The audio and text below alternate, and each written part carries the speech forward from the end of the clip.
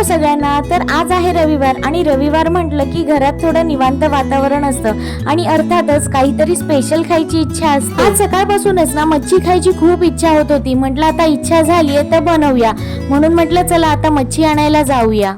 तर आता आम्ही आलो मच्छी घ्यायला आणि आता मच्छी घ्यायचं म्हटलं की एक वेगळंच कन्फ्युजन असतं की कोणती मच्छी घ्यायची आणि किती घ्यायची। ह्यांना खूप इच्छा होत होती की आज आहे ना पापलेट फ्राय खायचा, म्हणून ह्यांनी पापलेट घेतले आणि नंतर त्यांना ताजे ताजे बोंबील दिसले म्हणून ह्यांनी बोंबील पण घेतले।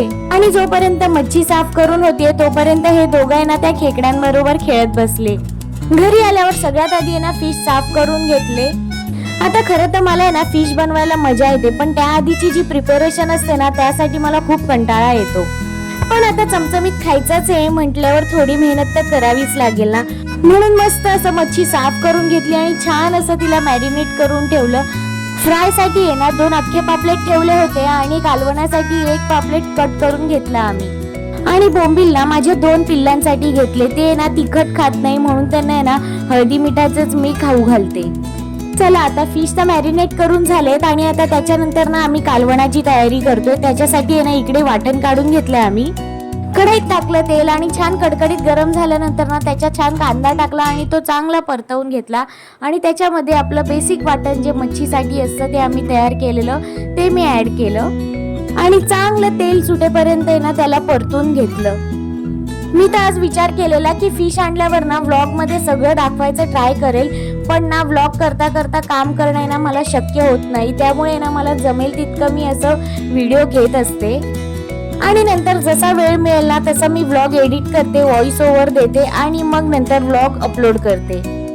व्लॉग ना कंटिन्यू करायचं तर खूप ठरवलं होतं, पण जितकं दिसतं ना तितकं व्लॉगिंग करणं सोपं नसतं। व्लॉगिंग करणं ना खरंच खूप कठीण असतं। मोबाईल पकडा, काम करा, एका वेळी ह्या दोघांना पण बघा, एका वेळी हे सगळं ना शक्य होत नाही आणि कधी कधी तर इतकी घाई असते ना तर तो मोबाईल हातात धरून शूट करायचं पण लक्षात राहत नाही।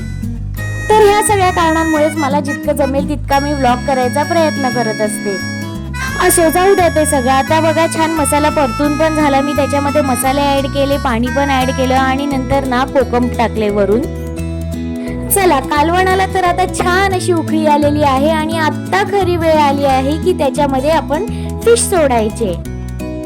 एक एक करून ना मी फिशचे पीस सोडते कालवणामध्ये। हा एक अख्खा पापलेट आम्ही कट करून घेतला होता खास कालवणासाठी आणि पहिले विचार केला होता की फिशचं डोकं नको घ्यायला, पण हे खातात, मी नाही खात, मला आहे ना ते डोक्याचा भाग खाता येत नाही, पण मी ह्यांच्यासाठी तो घेतला। आणि आता बघा फिशचं मस्त असं कालवण तयार पण झालेलं आहे। इतका घमघमाट सुटला होता ना, असंच खाऊसं मला वाटत होतं। पण अजून ना फिश फ्राय करायचे पण राहिले होते। इथे कालवण बनेपर्यंत आहे ना मी बाजूला भात पण लावून घेतला होता। आज ना मी चपात्या केल्या नाही कारण ऑलरेडी खूप उशीर झाला होता आणि मला अजून उशीर नव्हता करायचा, म्हणून आजचा दिवस ना आम्ही चपात्या स्किप केल्या आणि मी आहे ना इथे मच्छी फ्राय करायला घेतली।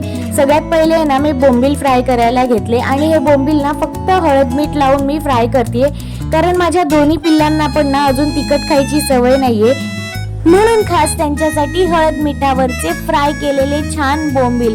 आणि आता बघा बोंबील पण छान रेडी झाले आहेत। बोंबील ना आम्ही 200 रुपयाचे घेतले होते आणि भरपूर मोठा वाटा आला होता।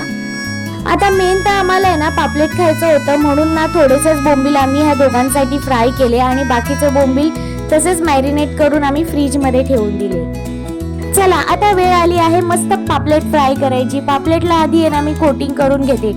आता कोटिंग साठी आहे ना कोणी रवा वापरतं, कोणी तांदळाचं पीठ वापरतं, पण आम्ही कोटिंग साठी आहे ना फक्त आणि फक्त ज्वारीचंच पीठ वापरतो। ज्वारीच्या पिठाने पण ना फिश मस्त असे कुरकुरीत फ्राय होतात। चलो कोटिंग करून झालेलं आहे आणि आता मी पापलेट टाकला आहे फ्राय करायला।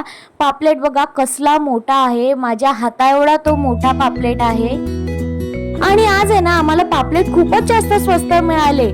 आम्ही जेव्हा मच्छी आणायला गेलो ना तेव्हा विचार केला होता आज ना मच्छी खूपच महाग असणार कारण गटारी जवळ येते, मग तर आज ना माशांचे भाव विचारायलाच नको। ह्याच्या आधी आम्ही मासे घ्यायला जात होतो ना तेव्हा सुरमई, छोटी छोटी सुरमई पण ते 800 रुपयाला विकत होते, कारण बाजारात मच्छी येतच नव्हती असं त्यांचं म्हणणं होतं, म्हणूनच ना मच्छी आहे ना महाग विकली जात होती।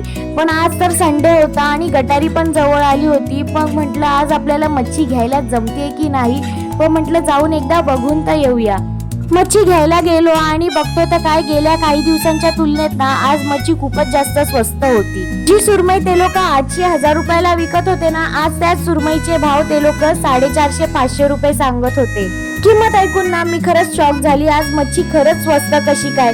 पण आम्हाला तर खायचं होतं पापलेट, म्हणून आम्ही आहे ना सुरमईकडे बघितलंच नाही.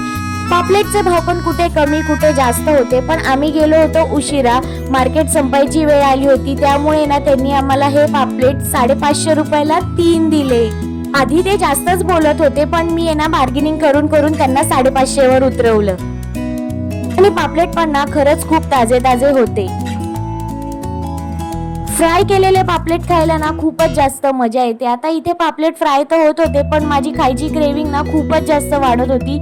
फिश फ्राय होतानाची किरकिर पण ना मला खूपच आवडते आणि ही एकच किरकिर आहे जी मला आयुष्यात हवीशी वाटते. आणि मला हे पण माहितीये की ही किरकिर फक्त मलाच नाही तर सगळ्यांनाच आवडते, बरोबर ना?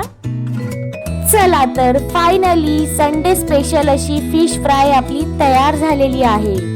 तर हा होता माझा छोटासा संडे स्पेशल व्लॉग.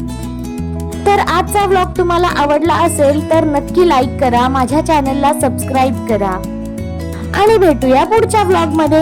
बाय.